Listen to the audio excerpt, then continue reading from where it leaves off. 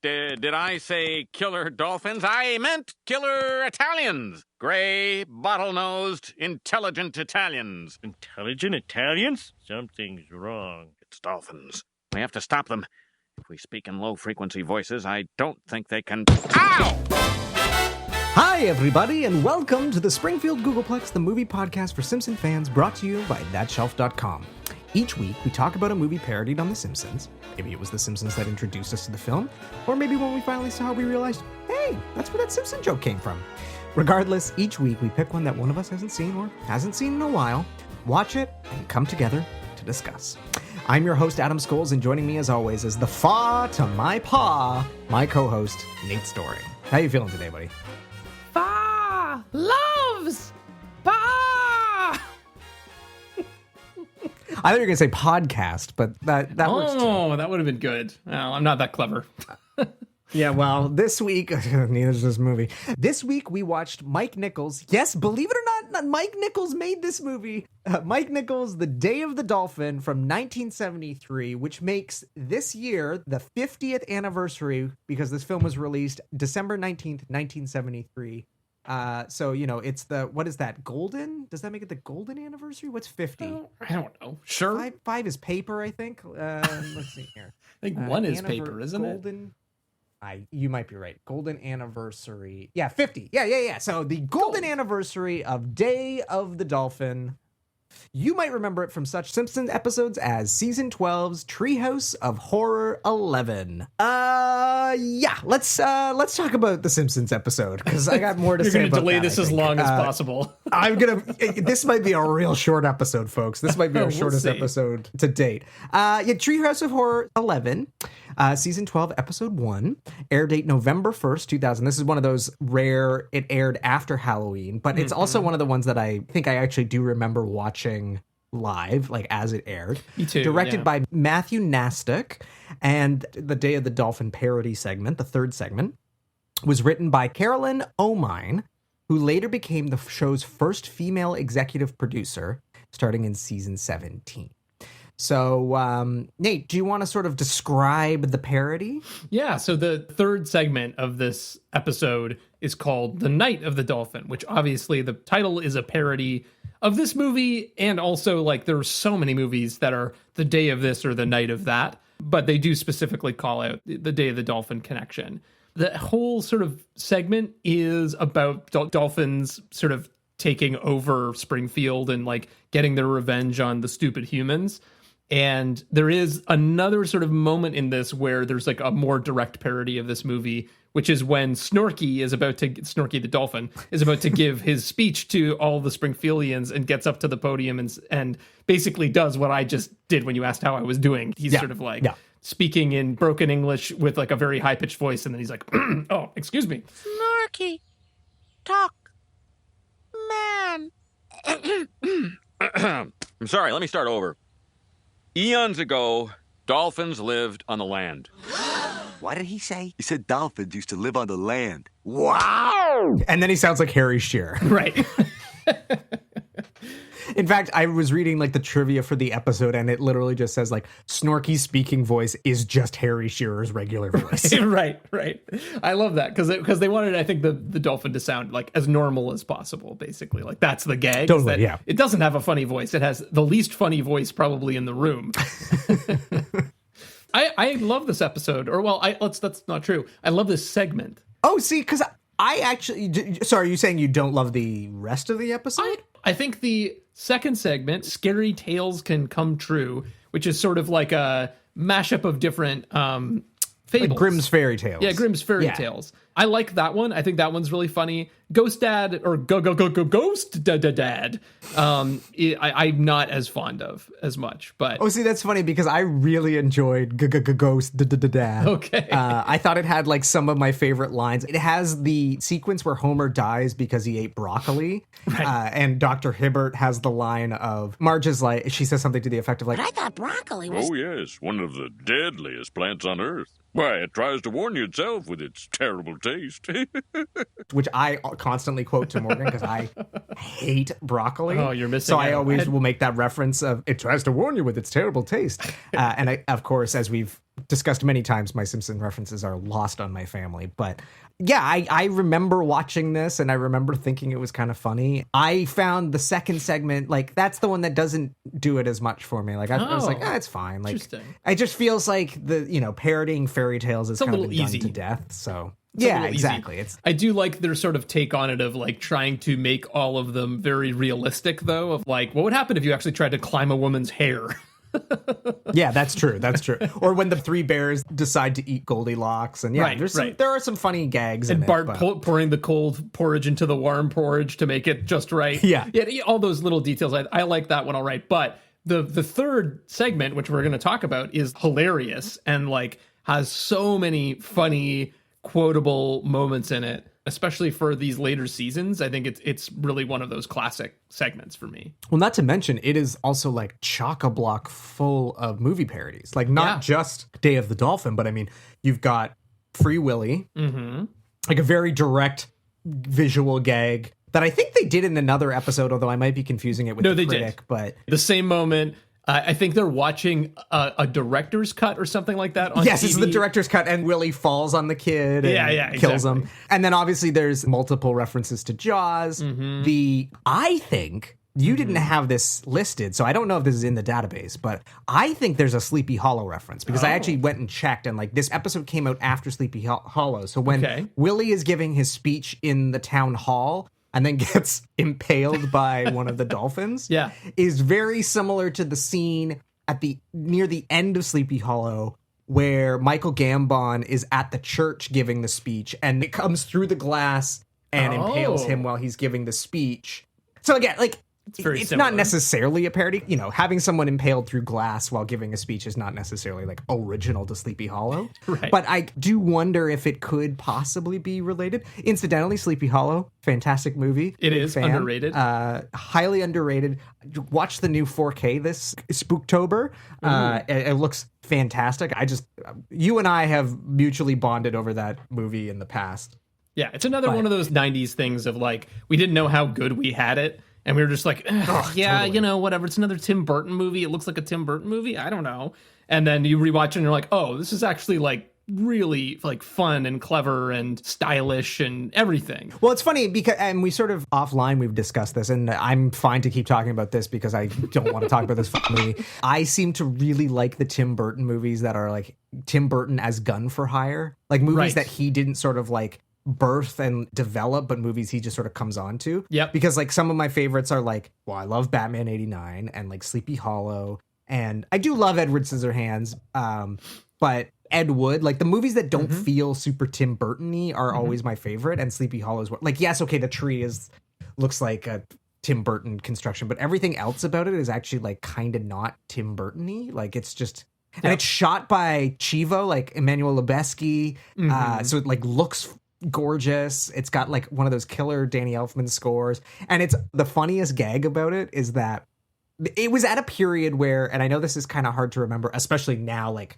post everything with Johnny Depp and like his sort of what his status is now, but the idea of like Johnny Depp as a heartthrob, but kind of a nerdy heartthrob, was like kind of new and novel. Like this was the movie that sort of introduced adult Johnny Depp as a heartthrob, and people were like, really, isn't he that weird guy who played like Edward Scissorhands? And or he was like young in like What's Eating Gilbert Grape, or like those kinds of things. Like those early, when he was a little kid, he was like a kid heartthrob, and then he went and made like a bunch of fucking weird ass movies, and then this was sort of the movie that reintroduces him kind of as a sex symbol, but also this like super weird, like, he, you know, Ichabod is supposed to be like kind of repulsive at the same time. So it's just this weird casting moment of like, in context, you're sort of like, what? I don't understand how this happens. But anyway, fascinating movie, highly recommend. But we should probably stop talking about it now.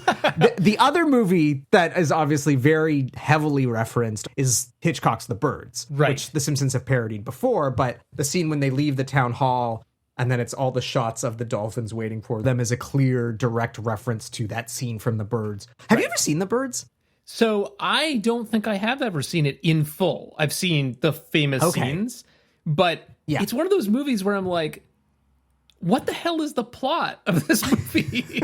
Every time I think about it, I'm like, is there more to it than the scenes I've already seen? Or is it just... Yeah, no, not really. Yeah, that's kind of my thought, right? Yeah, it's a really weird one because I remember, so when I was a kid, I was obsessed with Alfred Hitchcock. Sure. When I was about probably like 10 or 11 years old. Yeah, me too. Rented like basically all of his movies. Like that was, I would say Hitchcock was the filmmaker that turned me into a cinephile. Like, yep. Up until that point, like I liked movies, but I didn't really think of them in terms of like their artistic merit or whatever. And Hitchcock was like, it was the sort of the first director that I guess I kind of knew by name and then started. Baby's first auteur. Yeah, and was my gateway drug into like being like, oh, there's this role called a director. Yep. And then they have a vision, and then they have a style, and then they have a filmography, and I want to rent movies by a director versus I want to rent movies from a series or with an actor or anything like that. It was like, so Hitchcock was like my entry point. And I'm sure for a lot of young cinephiles, like he is the entry point because it's like everybody, he's generally considered to be, well, I don't know about nowadays because nowadays you've got people like Tarantino and like, but for there was a moment in the 90s where that could certainly be your entry point because you have like Hitchcock Presents, right? Which was an entry point for me, was like we watched that on TV, right? And so that's how I knew originally who Alfred Hitchcock was, and then eventually saw the movies as well. So like there was a moment where he was sort of like in the zeitgeist, I feel like, when we were growing up. But then you do also have folks like Tim Burton who are also like early entry points for a lot of people. Of course. But I think with Hitchcock, it's also because like he was sort of to call him like the Quentin Tarantino of our parents' generation is maybe not wholly accurate, but it was like only in the sense that he was like a household name. I think Alfred Hitchcock was one of the first household name directors that, again, had this idea of like, oh, there's a new Hitchcock movie out. I'm going to go see that because I know what I'm going to get. Yep. And if I like that, then I'm going to like the new one. And so all this to say, I was obsessed with Alfred Hitchcock. I would go to Blockbuster every weekend and I'd probably rent an Alfred Hitchcock movie and probably the next James Bond movie I hadn't yet seen. And so I sort of worked my way through his filmography. And The Birds was one of those ones where I was just like, as a kid, I was like, this is really fucking stupid. Like, it's not scary. It's not believable. Like, what is this? You know, I loved Rear Window. I think I thought Vertigo was kind of weird, but like recognized that it was weird and different. Loved Psycho. Sure. North by Northwest was exciting, but like The Birds was just like, this is dumb. Like, what the hell is this? A bunch of birds are attacking a small town. Like, okay. It doesn't seem that scary. And I'm sure there have been moments where, you know, if a flock of pigeons sort of like... Flock of seagulls? Fly up at you at the same time, like you get a little startled, but like I'm never that terrified. So it references The Birds. Yeah. So when you listen to the commentary, Carolyn O'Mine talks about the sort of genesis of the idea for this segment, and it starts with The Birds. Right. Because basically they're like, okay, so what's the cutest, nicest animal you could do this story with, basically? And they landed on dolphins. But then once you do that, I feel like the connection to Day of the Dolphin is kind of inevitable, right? You can't avoid it because like there aren't that... Adam's like, you absolutely could. I mean, I see what you're saying in the sense of like, well, yeah, you can't not reference it. Kind of like if you're doing a boxing movie, you have to reference Rocky and Raging Bull. But that assumes that you would know that Day of the Dolphin exists, which I cannot fathom that anybody would fucking know this movie. This movie does not exist, Nate. But Adam, this movie does not exist. Yes, but think about when it came out, right? Comes out in 1973. And it's directed by Mike Nichols and stars George C. Scott. I understand that.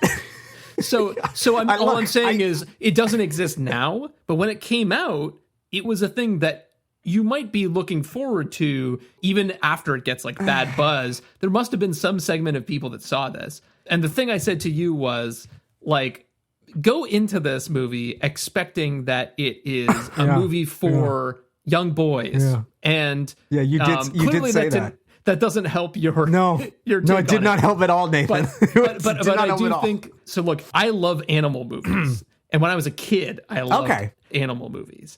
And I think if I saw this movie at the right age as a kid, I actually might have liked it.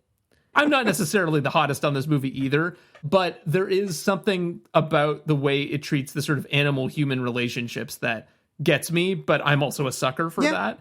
And so I do think that, like, look, if you were a kid in the 1970s and your parents probably liked Mike Nichols movies, you might have gone and see this movie and been like, oh, awesome, dolphins, you know, there's like some kind of crazy action plot that is like not that complicated. Like, you don't need to understand politics at all to understand what's going on. It's like the bad guys stole the dolphins. They're going to do something bad with it.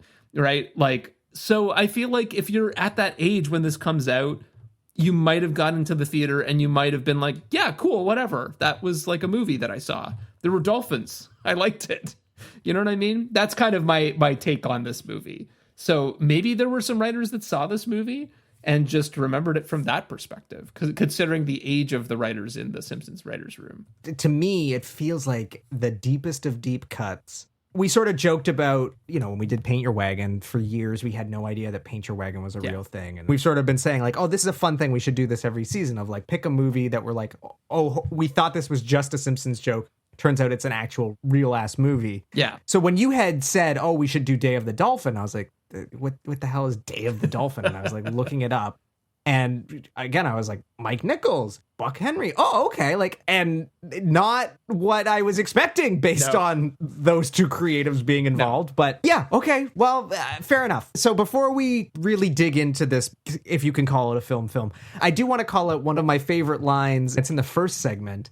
When Homer comes back to Marge, he's like, I need to do a good deed to get into heaven. And she starts saying, well, I've got a whole list of chores you can do. And she starts rhyming them off. He says, I'm just trying to get in, not running for Jesus. Yeah, that's a good one. And that made me laugh out loud. And I think this was also in their run of like, for whatever reason, like Lenny was the punchline for a lot of things. Right. Of like, there's a lot of buzz around Lenny. And when Homer's gonna bowl a perfect game, right, and he lies and he says, I don't remember what the lie was, but something to do with Lenny. And then like Marge hangs up the phone and is like, kids, I have some bad news about Lenny. And they're like, not Lenny. Right. For whatever reason, the Simpson writers thought that Lenny was a really funny button to a joke. And they were right. He is. I love Lenny. Yeah, he's one of my favorite side characters. So I love any reference to Lenny. And of course, unfortunately... Wait, what was the reference to Lenny in this episode? Oh, that Homer says you're going to be a like an attractive coworker will hit on you or something, and he's like, I hope it's Lenny. That's right. Yeah. And then, of course, in the third segment, Lenny goes for a little night swim and has the great line of, alcohol and night swimming. It's a winning combination. And then he gets murdered by dolphins. Yes. No, I think there's so many good lines in this segment. Wiggum, when he's looking at the body and he's like, bottlenose bruises, blowhole burns, flipper prints. This looks like the work of rowdy teens. Lou, cancel the prom. Like, yeah, that's a good one. Kent Brockman's anti-Italian sentiments. Yep. Again, I think they were kind of on a run of that, of like, you know, who can we make fun of? The Irish and the Italians. Yeah, okay, that seems safe. Yeah.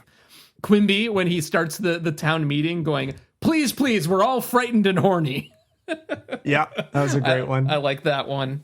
And then there was one, too, that definitely reminded me of your love of radio play humor when Bart just sees the dolphin come in and goes, he's approaching the podium. Yep.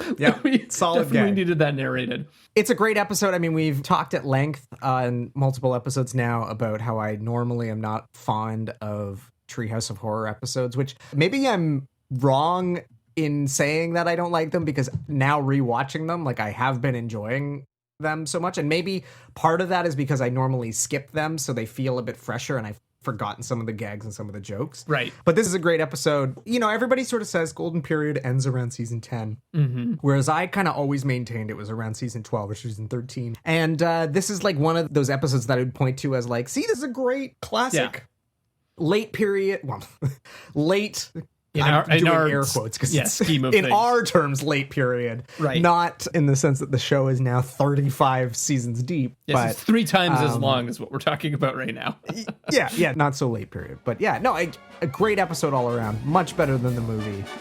So with that, thanks for listening to the episode, and we'll see you next week. Hey. I have things to say about this movie, at least. maybe. Okay. Well, then, on that note, Nate, how would you sum this movie up in a sentence? That's actually a tall order, I have to say, because like what the hell this movie is about is kind of hard. Okay. I don't think that's true. Really? I think it's pretty easy. Okay. The problem is now, too, there's a tagline for this movie that basically sums up the plot, and now it's just stuck in my head. Well, that's fair. So I'm going to try to talk around it here, but okay. A scientist tries to... Played by George C. Scott, tries to teach dolphins how to speak English and has them stolen by an evil foundation that wants to kill Terrorists? the president? Yep. Mm-hmm. Something like that. Yep. No, nothing is well explained. Nothing really makes any sense. It feels like a bunch of the connective tissue that explains anything that's going on was edited out, and what was left was just like, not even exposition, but just like moments.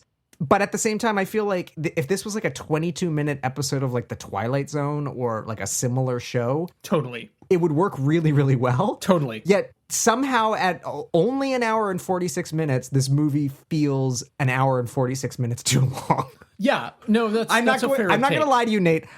I fell asleep watching this. I definitely struggled to keep attention, I have to admit. I was so profoundly bored. Not even the great George C. Scott could hold my attention. I don't. So my feeling about it is that I think it would play better in theaters. I actually watched this movie twice. because the other thing about this movie is there's like nothing about it out there. No, basically. it doesn't exist. There's does not so this movie does not little. exist. And so I bought the Blu-ray. Yeah, Nate bought the Blu-ray. I did not buy the Blu-ray. Yeah. And the movie does not exist in Canada on any streaming or digital platforms, period. Wow. Yeah, like I could not rent this movie. Yeah. I could not stream it. Nate bought the Blu-ray, but it was on sale on Amazon.com for like what? It was like $15 or something. Yeah, it was not bad. Up here in Canada, it was like $45. Wow. And I was like, I have not seen this movie. I know it's not worth whatever the asking price is. Yeah, fair enough. So I did not pay to watch this movie, whatever. Yeah, for the sake of this episode, I bought this movie in order to watch the very spare special features on the DVD or on the Blu-ray. And the reason I watched it twice is because there is a commentary by no one who was involved with the film, by two film historians, which was helpful. I liked it better the second time. And I do think it would be a lot better if you saw it in theaters. It would just be easier to keep your attention because it's kind of just a slow vibes movie, right? It's not very... It's slow. It's not very plotty. It is very slow. I actually think like some of the cinematography is really beautiful. I think they do a great job of... Okay, we're like getting way ahead here, but I love the way they deal with the dolphins. The dolphins are arguably the best performances in the film. But George is going to be mad with you. Okay, before we get there, had you ever heard of this movie at all before this? No, of course I haven't heard of this fucking movie because it's absolutely Nathan. I cannot believe this movie exists. It's so incredibly stupid. And that's fine. There are stupid movies. Like, we watched a movie in high school called Stuff Stephanie into the Incinerator. Like, this is of that caliber. This feels like a direct-to-VHS 1980s, like, D-level movie. And what is absolutely gobsmacking about it is that it stars George C. Scott. Yeah. And not in a period when George C. Scott was, like, unbankable. Like, no, not at all. He was a legitimate movie star. Yeah. It also features a very, very young Paul Sorvino, who, like, granted, like, this is probably before he was the Paul Sorvino. Yeah. But it is written by Buck Henry, the co-creator of Get Smart and the Academy Award-winning author of The Graduate, and directed by Hollywood legend Mike Nichols. Yeah. Yep. And it is... I think I can maybe explain some things as we go along about why I this hope exists. so, because I do like, and granted, if your frame of reference for this movie is, okay, you've got Buck Henry and Mike Nichols, you might think, oh, it's going to be a comedy. It's not at all. If this movie were, I would probably really enjoy it. Sure. But that's not what it is. It is a straight up thriller. Yeah. without any thrills, but it is technically a thriller. Yeah. I texted you last night and I said, this is the equivalent of an underwater level from Super Mario Brothers because it is painfully slow and I wish it didn't exist. Yeah. Fun fact on that, I mean, two things. Night of the Dolphin is a level in the Simpsons video game, number one. Okay, there you go. And number two, there's a connection between this movie and the video game Echo the Dolphin. Okay, yeah. I remember Echo the Dolphin. Yeah, so there's a connection there. I'll get there. It's too hard to explain right now. What I will also say is I do not like underwater. Well, no, I shouldn't say I don't like all because The Abyss is a decent movie, but like Thunderball, the James Bond movie underwater Thunderball. movies as a specific thing? Well, because this is the thing. So Thunderball is starts my hatred of these kind of movies because what happens is underwater cinematography becomes feasible. Right. And then they're like, okay, we're going to put a ton of underwater shit in this movie and people are going to lose their minds. Yeah. But trying setting an action set piece underwater. You move slow as molasses. Yes. You can't see the actors' faces because they're covered in garb. That movie could be a 90-minute James Bond movie, but it ends up being a 2.5-hour movie because they're moving all so these slowly. underwater sequence. Yeah, they move so slowly. That movie fucking blows. Yeah. And ironically, they remake it. Again, we're going on a tangent, but I do not care because I have nothing to say about Day of the Dolphin. They remake Thunderball as Never Say Never Again in the 1980s because of this, there's the whole weird legal loophole. issue. And so, it's this weird legal loophole where Sean Connery comes back to play James Bond in an unauthorized James Bond remake. Yep. And that movie slaps. It's actually really fucking good. It's directed by Irving Kershner, who directed Empire Strikes Back. It's bananas, but there's also this kind of interesting element of Sean Connery is clearly in his 60s, and so they kind of play up this idea of James Bond is kind of too old to be doing this. And anyway, I think that movie's a fascinating object, and there's a fan edit that takes the movie, takes out all the shitty music, edits in John Barry Bond scores from old Bond movies, and puts the gun barrel back in, and essentially says, let's pretend that this is an officially licensed James Bond movie. What would that look and feel like? Yeah. And if you watch that version of it, it's great. Highly recommended. Much better than Day of the Dolphin. So what's the connection? Where are we going? The connection is that they don't do 60 minutes of underwater cinematography. Right. Yeah, okay. And that's fair. There is a bit of a fad around that. And I feel like this movie kind of suffers from it because there are multiple scenes where I'm you're just showing George C. Scott but the thing riding a dolphin. No, but the thing that I disagree with you on about this is that in the James Bond movie, they're action set pieces that they're trying to do underwater where they're trying to build tension. And I think that is totally the wrong way to use it.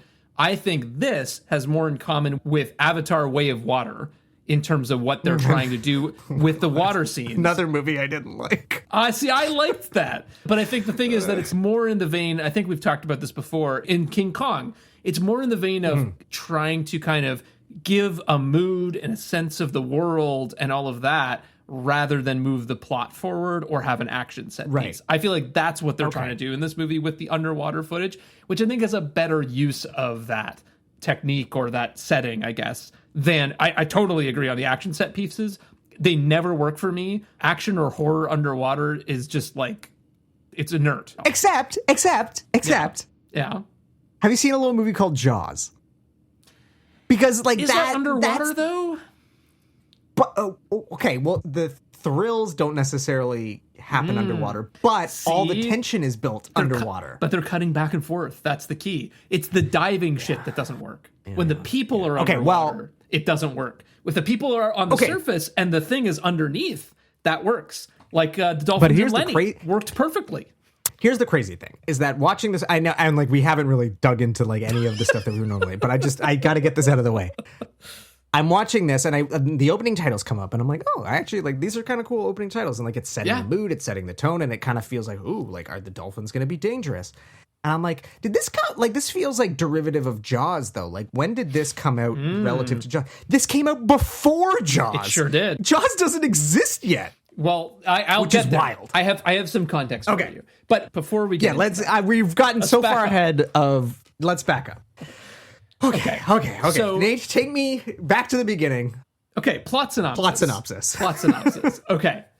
Whew. So I found a couple different sources, and I do think it's important because this movie is unknown. I think most people have no idea what the hell this movie is.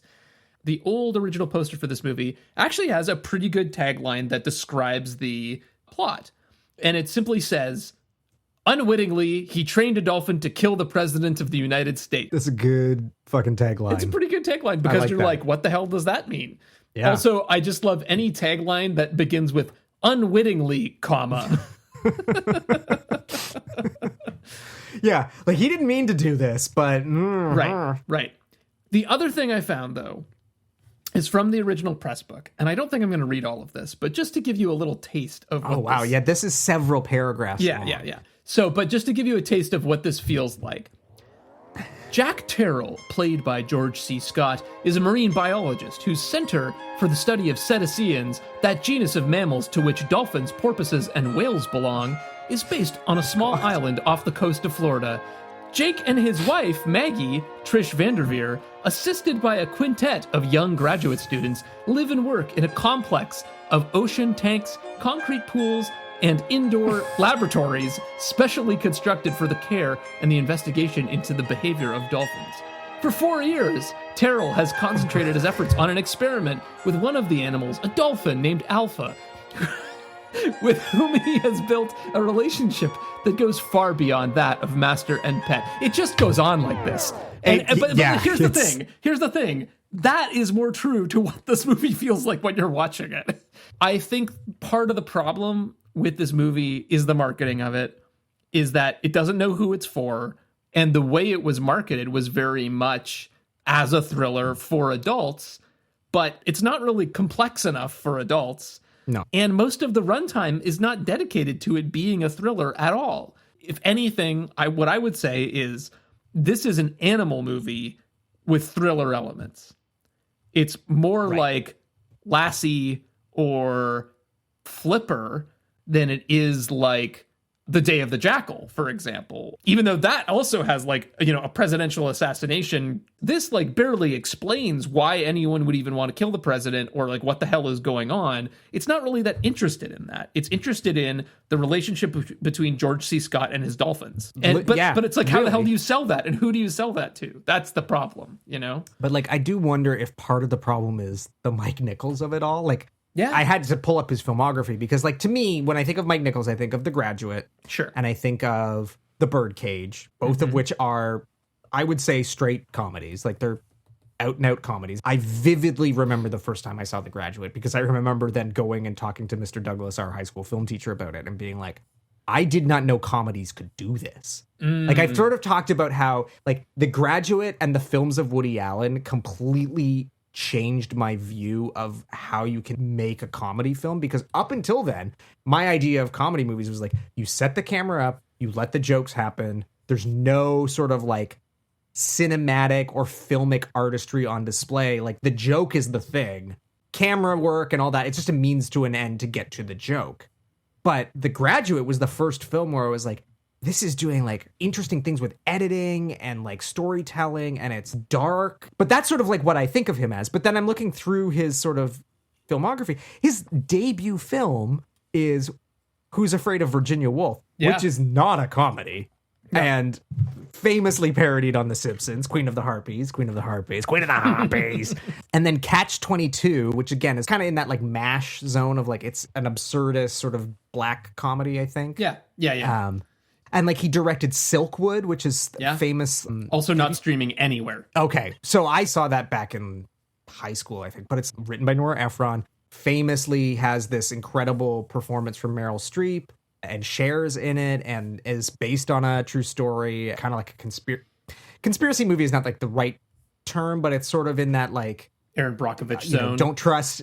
Yeah, a kind of an All the President's Men sort of vibe. But not a comedy. So in terms of the guy's body of work, even though he starts out Nichols and May full on comedic duo, his film and I guess theater career, he basically does everything. This is a guy who is capable of doing everything.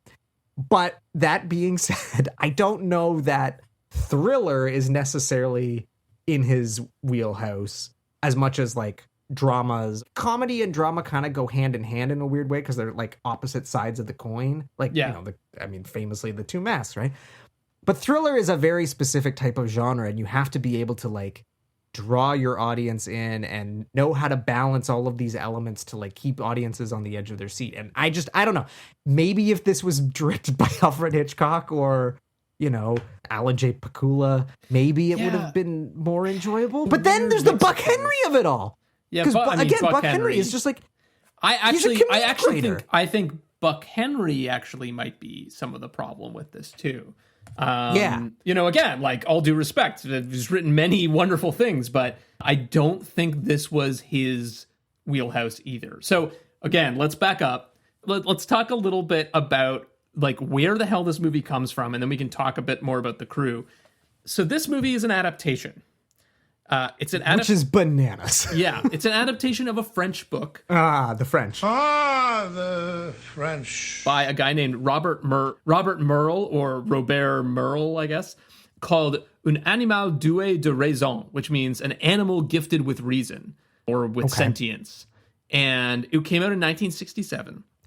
The interesting thing about the book is that it is a satire. And in the book, the dolphins can actually speak real English. They can actually not like this sort of like broken. Yeah, they speak full sentences. In this interview with Buck Henry on the Blu-ray, he was saying that in the book, during a press conference with the dolphins, they actually talk about the existence of God and the attractiveness of Sophia Loren. So just to give you a sense of like how different the tone is, right? So the tone is Simpsons episode. And the movie is not. It's a little... I mean, again, it's like the book is a lot longer than this movie is. It's messy. The conspiracy is more complicated. And so I think it's really riding almost more like a Dr. Strangelove sort of vibe, where it's both funny and very ominous. This movie never gets to either of those places. It's not funny. Sure doesn't. And it's not scary either. Again, the tone of it is like Lassie. It's more about the animal-human thing. So... originally, this adaptation was going to be directed by Roman Polanski. However... which is wild. I didn't do a lot of research, but there are a couple pieces of trivia that I did come across, and this piece of trivia is just wild. Yeah, totally. So just quickly on Roman Polanski, very, very problematic person. Tremendously problematic person. And also, I think that the tone of his movies is closer to the tone of the book. Like, absolutely, his movies managed to be both funny and terrifying. He probably could have struck that balance for this movie. But absolutely, the reason he can't direct it is because his wife, Sharon Tate, is murdered by the Manson family. And so he drops out, basically. Yeah. So, and then the thing that ruins his career happens shortly thereafter. Yes. Well, the thing that he is deservedly... the thing that he does, the act that he commits. Yes, exactly. Let's not be passive. Clear, yeah. No, we are not giving old Roman a pass here. No. But. So then it passes on to a friend of ours, Franklin J. Schaffner. Do you recognize the name? Our friend from Planet of the Apes. That's right, yeah. Which again, I'm like, okay, I mean, I can kind of see... the connection here, what they're thinking with that, Franklin J. Schaffner. It's like, there is a Planet of the Apes sort of vibe to this. There's a world where this movie is more of a Planet of the Apes tone, too. Yeah. Right? Because that was 72, Twilight Zone-y right? thing. Yeah. Because Planet of the Apes was what, 72? Yes, I think it definitely came out before this, but it's around the same time. It's 68. Okay. 68. Yeah, sorry. So yeah, but you know, like within the last 5 years, right? Yeah. I didn't have a lot of love for Planet of the Apes, but I could see that making sense. Like that's a filmmaker that like sci-fi with a little bit of humor, and then that like existential dread is like, that's the tone of the book, from what I can tell. I haven't read the book, but like it's got a little bit more of that. So what ends up happening is, after passing through those two people, they both end up turning it down. Mike Nichols is in a bit of a bind. So basically, he had a deal with Joe Levine, a producer, to do 3 movies. And he did The Graduate, he did Carnal Knowledge with them, and then he needed a 3rd movie. And he couldn't move on until he finished this 3rd movie. So he proposes to good old Joe that they should do Der Rosenkavalier, which is a German comedic opera, and he's joking. Just to try to like be like, don't worry about it, they'll kill it, and then I can just move on. And Joe says yes. Oh God! He calls his bluff. Yeah, exactly. He calls his bluff. So Mike Nichols panics and is like looking around and finds the Day of the Dolphin and decides to do that. So he takes it to Buck Henry, and Buck Henry immediately is like, Mike, are you sure you want to do this? So even Buck Henry's like, this is a bad idea. This movie shouldn't be made. It's not going to exist in 40 years. Basically, it seems like he was not sure. And Mike Nichols says, yes, I do think I have to do this. And so Buck Henry takes a crack at adapting the script. And again, like, this is where I think this movie starts to go wrong, is that like he strips all of the satire out of it, which is so weird. Given the other things that Buck Henry has written, maybe it's just satire is not his brand of humor, and that's the sticking point. But he was basically like, look, there are two things about this book that like audiences are not going to accept on screen. And the first one is that the dolphins speak like, you know, the Queen's English. That's just not going to fly. You can't have, because then it is like The Simpsons, where it's just Sherry Shearer's voice coming out of a dolphin. It's funny. It's hard to accept. I mean, what they end up doing is hard to accept. But like, he was like, no, it needs to sound more like an animal and be more limited because it's just too crazy. And then the other thing is that the conspiracy in the book is different. The dolphins are basically used by the U.S. government to cause World War III by blowing up a Chinese aircraft carrier. But again, it's like James. It's literally a Bond villain plot. It's kind of a Bond villain plot, but it's also kind of Dr. Strangelove, right? It's like bringing together the sort of like geopolitical satire of like talking dolphins, which are patently ridiculous, and nuclear war. And they strip all of that out of this. It ends up being this very personal sort of story that just happens to have some like weird conspiracy thriller elements to it. But at the same time, like, the movie just doesn't know what it wants to be. Yes, and it doesn't really seem to care. Yeah. And like, okay, so they speak English, kind of like broken English, which is being used to blackmail character. But like, the bad guy's plot is they're gonna get the dolphins to wear mines to then blow up a ship that the president's on. Yeah. None of which requires the dolphins to be able to speak English. So the idea is just that they're so intelligent that they can speak English that they can then be trained to act as bomb. Like the fact that they speak English is completely irrelevant to the plot. Like, it's just this.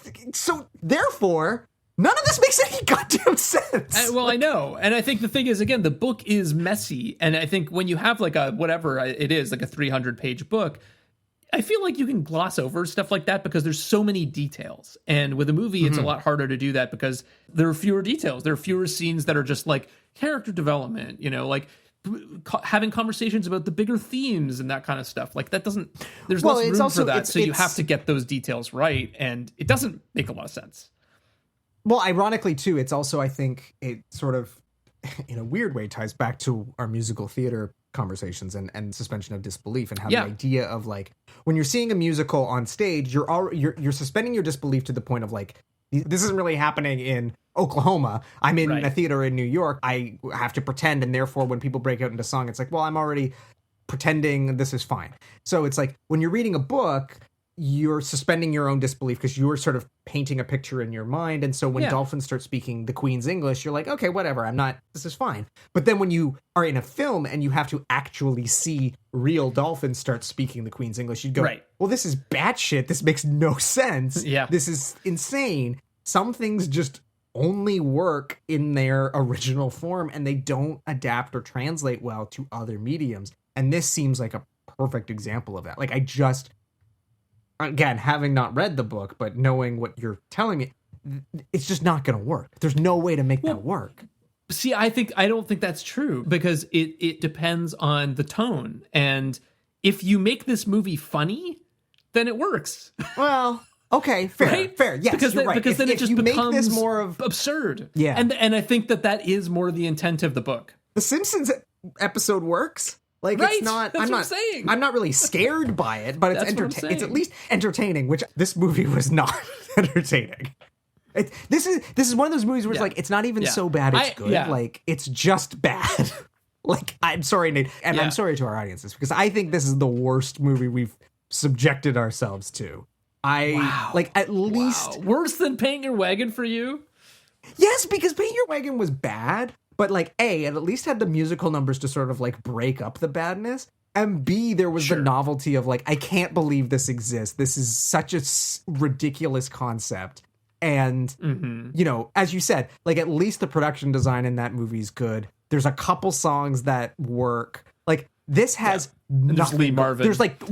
There's like one shot that I think is actually when they reveal Paul Sorvino's like, by this point I had completely checked out in terms of the plot. So I don't even know who the guy was, but there's the reveal of they like walk into the room and the light turns on in the tank and the guy is drowned. Like that's a cool shot and a good reveal. There's a lot of great 1960s, 1970s era technology, including a bank of about 15 to 20 reel-to-reel tape recorders, which I fucking love because I love reel-to-reel tape recorders. Yeah. So there's even almost good. like a set piece around that of him like playing. Yeah. No, exactly. Although it doesn't really make sense that he would like just leave them playing and like do they stop I know. perfectly at the like the logic of it makes no sense. And dolphins are adorable. Like I said, the dolphins give the best performance in the film. Like no disrespect to Mr. C. Scott, but like he's not even like chewing this like. I agree. We are both fans of Exorcist 3, and George C. Scott's performance in that is bananas. And obviously, like Strangelove, his performance is bananas. But he's not even giving a bananas George C. Scott performance. He just seems like a grandpa. The scenes where he is talking to a dolphin as though it's a child are pretty bananas, but he's not necessarily selling those moments. But that's what I mean. Like it's everything is played so seriously and so straight that you're just like, are you guys not recognizing the fact that you have George C. Scott talking to a dolphin, right? Being like, no, man, love dolphin. Dolphin must swim. Like it's just, oh my god, this movie, it's so bad. Okay, all right. It's so bad. All right. So we've been talking about kind of how crazy it is, like who is working on this movie. The other super weird thing is that the crew that's working on this movie, the cinematographer, the editor, the production designer, set decorator, costume designer, they've all both worked with Nichols and with Polanski. So weird. If Polanski had directed this movie, it would have been basically the same crew, except for him. It's a good crew. Cinematography, William A. Fraker. We know William A. Fraker. He also did, actually, Best Little Whorehouse in Texas and Paint Your Wagon. Oh. Yeah. There you go. Yep. So, but I will say, yeah. I've been shitting on this movie. Like, it is competently made. Like, Nichols that's the thing. is not, like, he's not phoning it in. No, like not I said, at all. that shot and that reveal of the bot, like, there is decent cinematography going on. It's just, like, to what end? Like, you could have Roger Deakins shoot this movie and it would still be a steaming pile of poo because it doesn't work. This script, I should say. Like, well, that's... As written... You could get the greatest cinematographer, the greatest editor, the greatest production designer, like the best of the best, and it still would not work at a fundamental level. Yeah. And I do think it's partly the script and the way it was adapted, I think just doesn't work. I also think it sounds like the shoot was an absolute mess. Again, on the DVD, one of the few people that agreed to be interviewed for it is Edward Herrmann. Who is in this movie in a very, very minor role. It's like one of his earliest named roles in a film. And the thing that like probably most people know him from is Gilmore Girls. He is the grandfather on Gilmore Girls. So he's the boat driver, right? Yeah, exactly. Yeah. He has a very because when I saw him, I'm like, he looks familiar, but I couldn't place it. Because he's like a beanpole. He's like a young beanpole in this movie, and it just looks he looks different. nothing like Richard Gilmore Yeah. does, because like obviously he's much older and put on some weight. But okay, but now that you say that, I'm like, okay. Yeah. Interesting. So he actually talks about the production, which is great because he was a minor role. So of course he doesn't have as much of a horse in the race, right? And so what he said was at the very beginning of the production, Nichols comes around to all of the actors individually, and he says, "What do you think this movie is about?" And they all kind of give different answers. And Herman says to him, "It's about the spiritual dimension of species communicating with each other," which is actually a pretty good read, I think, on this movie. And Nichols is like, "Yes, that's it." And he like goes on about like how he loves the idea of being able to talk to a dolphin and being like, "What did the creator of the universe tell you?" Like the ability to like talk to God through these animals or whatever. He's like all jazzed on this. And then about halfway through the film, Nichols starts questioning why he's doing the film at all. And he goes back to Herman, and Herman says, like I said, it's about like talking to God through the animals. And Nichols is like, I know, but like, what else? And like that feels... It's about cats. Yeah, that feels right. When you watch this movie, is like, it just feels like it kind of lost its way. And like, again, people are definitely trying, they're working hard on this, but there's just something about it that like you can understand why Nichols like halfway through the shoot is like, what am I doing? Like, what is this even working? Is this going in the right direction? No, it's not, sir. And then on top of that, Herman also tells this story about like when he gets to set, their prop guy was chronically drunk and he's responsible for the boats. And so he takes Herman out on the boat to show him how it works. And a storm comes and they're like, oh no, out in the middle of like, it's like getting dark. The waves are going up and they like just get back to shore. And the prop guy's like, I'd appreciate your, discretion about this. And Herman was like, oh yeah, of course. I won't tell anyone. And then later it like came up again. And Nichols was like, man, you have to tell me these things if that sort of stuff happens. Like that should never happen on set. Yeah. But it's like that's going on. George C. Scott is basically having a midlife crisis. He had just left his wife for Trish Vanderveer, who is his co-star in this movie. Playing his girlfriend. Yes. Right.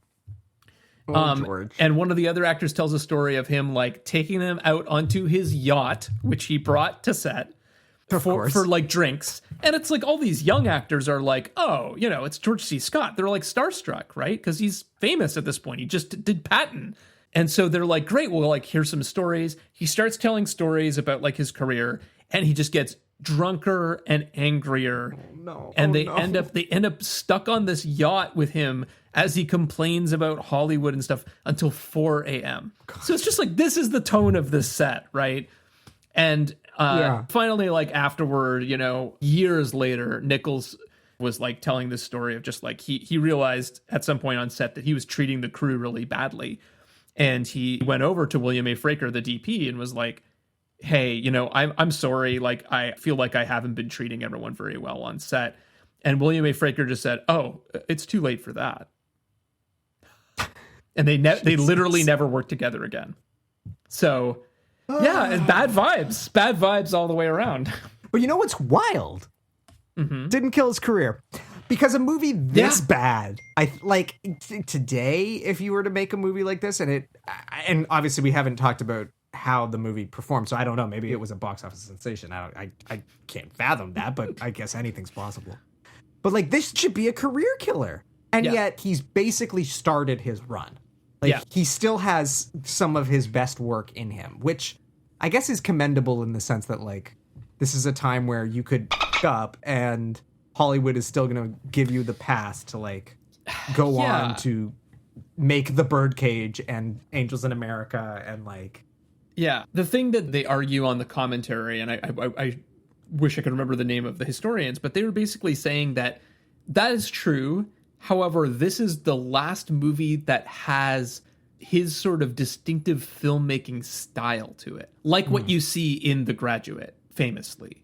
And his later stuff becomes a little bit more like a lot of other comedies or a lot of other dramas. Like workmanly. Yeah, you can't. You don't see the auteur touches of the way the camera moves and that kind of thing, which I think is really interesting. I certainly see that in this movie. There are similarities in the cinematography and editing to The Graduate, weirdly. And I am not as familiar with his filmography as you are, but like I know Closer, for example, from 2004. I think I saw that when it came out. Mm-hmm. At the time, I did not know who Mike Nichols was, and I would never have connected it to The Graduate stylistically. It's a very different looking and feeling movie. It's based on a play, though, right? Closer, yeah. That movie's based on a play? I believe so, yeah. Yeah, so I mean, movies based on plays, they always kind of like have the this Birdcage. Do you think the Birdcage feels like The Graduate? No, and again, I think the Birdcage is more what we would sort of consider a traditional comedy film in the sense that like the filmmaking is a means to get to the next joke or what have you. Right. It's not. I mean, I say that I have not seen the Birdcage in like 15 years, but my memory of it is like the draw to that film is the story, the jokes, and the performances, and the filmmaking or the style very much takes a back seat. Yeah. Whereas The Graduate, like it's everything. The Graduate is a masterpiece. There's no two ways about it. That movie is a stone cold masterpiece. Yeah. This is not. But it's like it's interesting to think that maybe it did kill something, which is like not, he continued to direct, but like, for example, this is the last collaboration with Buck Henry. Right. And his style does, I think, change after this, it sounds like. It may have been a change in his confidence level in his status as auteur or something like that. Yeah, that I would buy that in the sense that it does feel like they do start to become a little bit more workmanlike in the sense that it's just like they're not breaking boundaries, they're not super stylistic, they're just sort of like he becomes someone you hire when you want a competently made film. And he's going to know where to put the camera, and he's going to know how to get great performances out of his actors, and that's that. Whereas, again, The Graduate is a kind of movie that sort of makes you go, oh, I didn't know movies could be like this. Yeah, yeah, totally. So, yeah, that is an interesting way of looking at it. All right, well, should we dive into this movie? Should we talk a little bit more about the details? I mean, sure. Like, I think I've said most of what I need to say, but I'm sure you will. Well, let me ask you: do you find the opening of this movie compelling? Do you remember the opening of this movie? I do remember the opening titles of like it starts on this like shape, and then it gets to the dolphin's eye, and then the title comes up, and it's in a really nice typeface, and then that's kind of all I remember. I think my biggest problem with this movie is, like I said, it really feels like the connective tissue that should explain the elements of the plot have all been cut out. It's just like it's a series of scenes that are all driving toward. It's like they introduce the Paul Sorvino thing. They have like the opening section where he's talking about, like he's giving a lecture, and they're intercutting the lecture. What are they intercutting the lecture with? I can't remember. This is the thing that was interesting. This is the thing that I remember about the opening that I really liked is it opens with George C. Scott talking to camera, basically. Yeah. He's looking at you, and he is talking about all these sort of incredible things about dolphins. Imagine that your life is spent in an environment of total physical sensation, that every one of your senses has been heightened to a level that in a human being might only be described as ecstatic. You know what it reminds me of? It reminds me of like The Outer Limits. Those sort of like compilation shows. I guess the Twilight Zone didn't have this, but like some of the later ones that were sort of knockoffs. But his other show, what was Night Gallery? What was it called? Night Gallery, yes. Night Gallery. Yeah, Night Gallery would have these hosts that would kind of like introduce you to the stories, right? And it feels like that because he's talking right at you. He's kind of in this void, and he's talking about this stuff that's like scientific, but kind of on the edge of our understanding. And then it's being intercut with slow motion footage of dolphins, basically. Right. Like a dolphin is jumping out of the water, and it has a ball in its mouth. You know, I thought was a really compelling opening because it's just like, what am I watching? Like it's immediately breaking the conventions of what's supposed to be happening. You know, it's a narrative movie, but there's an actor talking to the camera, and then that being intercut with like slow motion footage of animals is it's just so jarring. It doesn't feel like a drama or a thriller. It's like, what is this? But arguably, like, that's one of the few instances of the film where it, like, Mike Nichols is clearly doing his thing, is like, there's some artistry on display and it's not workmanlike. For sure. It's just a shame that it doesn't continue through the rest of the picture. I think there are moments, but I take your point. I mean, the opening is probably one of the strongest parts of this movie. It feels like it has a really driving artistic force behind it. Oh, and the other thing right off the bat that's fantastic is the score. I think the score in this movie is great. It's totally stellar. It's not a composer I was familiar with, Georges Delerue, but apparently that's probably because he did mostly French films. So he worked with Truffaut and Godard, which is definitely a blind spot for me. And then probably the best known American film he worked on was Platoon in 1986. But this is just like this incredible, sweeping, emotional score that is definitely out of step a little bit with like how seriously we're supposed to take this movie. But it's beautiful. Like, I'm thinking about like going and buying the vinyl of just the score for this movie because it's so good. Right. And then we're kind of introduced to the characters, right? So we got our friend George C. Scott. Kind of. I mean, yeah, introduced is generous maybe, but we see them on the screen. So George C. Scott's playing Jake Terrell, who is this scientist. And again, like this guy is so storied by this point, right? He's already been in Doctor Strangelove and Patton. Other movies that some people may know him from around this time is Anatomy of a Murder and The Hospital. And he still has ahead of him The Changeling and The Exorcist 3, which, you know, we love, but maybe not one of his best known films. But yeah, what do you think about him in this role? Look, it sort of speaks to the weird tone of this movie that, like, he just feels kind of miscast. I don't buy him as a scientist. Yeah, I agree. And I think, again, if you were doing a more comedic, satirical film and you were playing up the fact that, like, he's kind of miscast, it would maybe work. Like, I don't know who I would necessarily cast in this role, but, like, Richard Dreyfuss, kind of, like, he's believable as the sort of, like, nerdy scientist who's, like, awkward, but, like... And then, of course, like, you know, you think of, like, Dr. Ian Malcolm in Jurassic Park. I mean, I instantly went to Jurassic Park of, like... Yeah, like... Any of those three actors in the core three adults in that movie, they just do such a good job of getting at the sense of awe and wonder and love for the animals that, like, should be coming through. Like, if you want to do this version of this movie where it's really about the connection between humans and dolphins... I think you need an actor that's going to sell that a little better, and George C. Scott doesn't quite do it.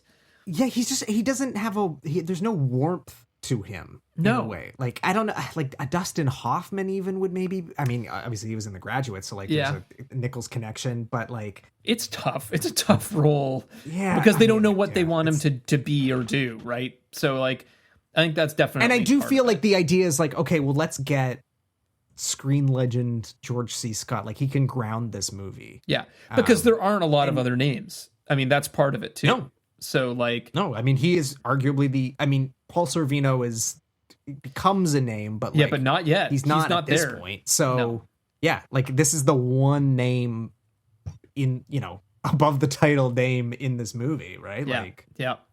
So I agree. I don't think he's really doing it for me. But someone who is Paul Sorvino. I think he's killing it in this movie.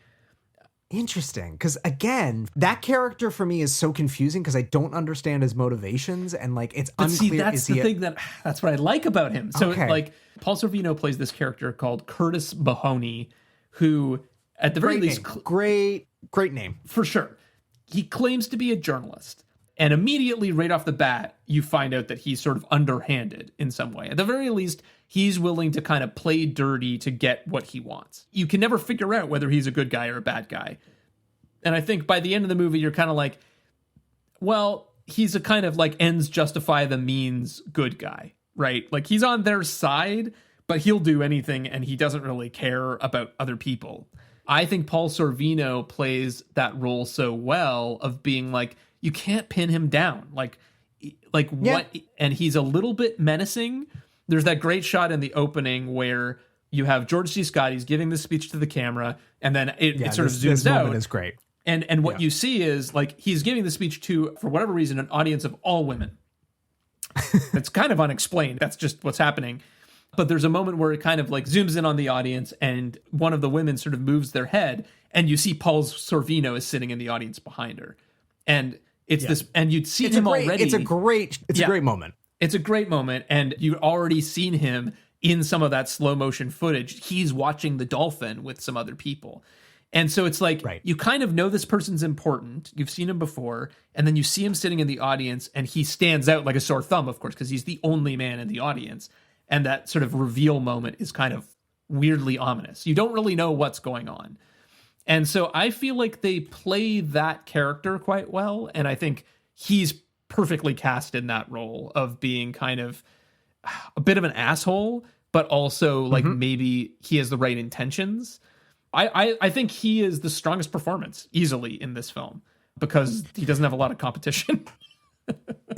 I mean, the Dolphins give him a run for it. No, I think my issues with him is more just the character as written, because it's never clear to me what his deal was. Like, was he a government agent? Was he a double agent? Was he a journalist? Was it like that was never made clear to me? But I do agree, like, given the limited writing he was given, he plays the role well. And like he becomes famous for playing these sort of like hard-edged, gangster types or whatever. But like, you're never quite sure where his loyalties will lie or whatever. Like, he is a great character actor. Totally. And he's got a great face. Yeah, I always just think of him as from his role in Goodfellas, basically. See, I always think of him in Romeo and Juliet. That's the movie I always associate him with. Sure. And then also being Pacino's boss in Cruising, which is a movie that weirdly I am very, very fond of. So am I. I think we both love that movie. Yeah. Very underrated. It's like a movie that barely exists these days, I think, but it's a great movie. But yeah, I always think of him in Goodfellas because I think that was my first introduction to him. And I feel like those are the roles that he's most known for, is the kind of like, mobster. And actually when he's a little bit older, because he's young in this movie, Well, yeah, to the point where I was like, I instantly recognized the face, but then I was like, why do I know that face? Like, I had to instantly look it up because I was like, I know this actor. Mm-hmm. And then when I saw that it was Paul Sorvino, I was like, oh, well, that's why, because like I know him 30 years later when he's playing the old guy and slicing the garlic in Goodfellas. Yeah, exactly. Okay, Trish Vanderveer. She plays Jake Terrell's girlfriend, wife, partner, Maggie Terrell. I mean, I gotta say, like, her performance for me is like water off a dolphin's back. Not a lot there. But again, I don't think that's necessarily her fault. I just think the character barely exists. She just is there to support her husband. I mean, I don't know. But what did you think? Completely unmemorable. But again, I like no disrespect to her. I think it's just like underwritten. Most of the characters in this, honestly, like there's Sorvino, there's George C. Scott, there's obviously the Dolphins, who I think give the best performance in the film. And then there's sort of like a bunch of other faceless enemy, like terrorists, and then sort of the guy who is funding the project, but also is apparently one of the terrorists. Yeah. So yes, there's like a cadre of like the foundation people, right, that are funding the research, that are all just like old white dudes. And then there's like the grad students, and they have so little to do in this. Some good mustaches, though. Some good mustaches. Like 1970s facial hair in this movie. The scene with the 5 old dudes from the foundation that are coming to see the dolphin is pretty good. And there's a shot of them all kind of sitting on these folding chairs in a row that is, to me, feels very Mike Nichols. And they kind of like are asking these dumb questions and trying to talk to the dolphins and like pontificating. And I thought that was pretty funny. And that, to me, that did feel like The Graduate. These, out of touch, rich assholes, I don't know, scrutinizing the scientist and his work, basically. But yeah, it's like, I don't know any of their names, They no, of course not. They have like a handful of lines in this and very little characterization. Okay, but I've jokingly said this multiple times, but I do actually genuinely mean it, that the best performances are from the Dolphins. All right, let's hear it. No, it's not good. fish, if I want fish. Let's talk about the dolphins a little bit, because like, I mean, the reality is, you talk about how you're a big fan of like animals on film, and obviously there's some morality questions when it comes to having animals on screen, and like obviously there are systems in place to ensure the humane treatment of animals, and there are some very, very famous films that are very, very controversial for their treatment of animals. Apocalypse Now comes to mind. Totally. But the dolphins in this film talk. Yeah. Maybe this says a lot about me, but I was not entirely sure whether or not that was real. No, but see, that's the thing, is that like, it sounds pretty believable, number one. It really does. Like, okay, I was really afraid that you were going to laugh and make fun of me and be like, you're a fucking idiot. Like, I was like, I'm assuming that they can't actually talk. Yeah. But like the way the mouth is opening and like, it's believable. I would say it is the best effect in the movie is the talking dolphins. Totally. I would agree with that. And I don't know how they did it. I can tell you. Okay, so, well, because this was Buck Henry's argument. He was like, look, if we do the like, they're talking like French intellectuals, it's not going to work, right? And people are, of course, not going to believe that, right? It's very clearly a joke. He wanted to do something that people would believe, and I think that they really found this weird sort of middle ground where for a second you're like, I don't know. I mean, that sounds like a dolphin talking. Yeah, it really does. So the crazy thing about this is that is Buck Henry's voice. Oh. He stood in for the dolphins on set when the actors had to be acting. And they decided like, yeah, Buck Henry should voice the dolphins. So wow. So he voices the dolphins, and then they added dolphin sounds and mechanical sounds over top of that to make it sound more like an animal. But like, it's convincing. And again, like, look, if I was a kid when I saw this, absolutely would have thought that was real, right? And you'd be like asking your parents, like, can dolphins talk?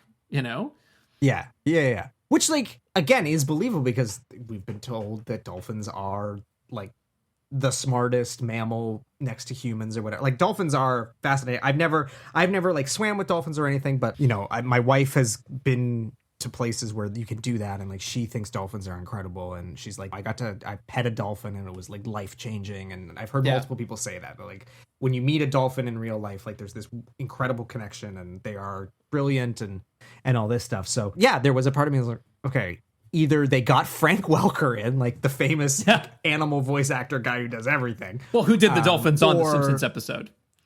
Yes, exactly. And also, weirdly, I'm pretty sure plays Fred on Scooby-Doo. Like, the one human voice he does is Fred from Scooby-Doo.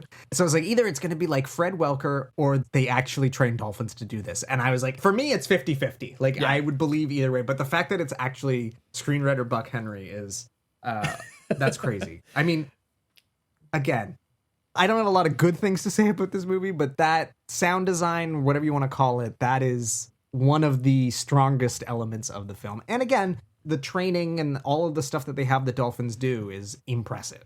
I mean, like, if anything, it sort of just emphasizes the sort of sheer intelligence of these creatures and makes you sort of appreciate that they probably shouldn't be kept in captivity because they are highly intelligent beings. Yeah. I mean, like, there are, again, like, I think that there is actually, upon watching this a second time, the filmmaking is not flashy, but there is some stuff in this movie that, like, if you watch it carefully, you're like, oh, that was a really long shot. And, like, they did some really crazy stuff in that shot. Like, for example, at the end of the movie, spoilers, the dolphins are captured by these terrorists to blow up the president of the United States. And they blow up the bad guys instead. But the shot wherein that happens, right? You start underwater and you watch the dolphins like go over under the boat, and you hear this sort of thunk as the mine connects to the bottom of the boat. The camera then comes out of the water. It booms up the side of the boat to the window, and you see the men inside, and they like kind of realize that they hear this sound, and then they blow up. That? Yeah.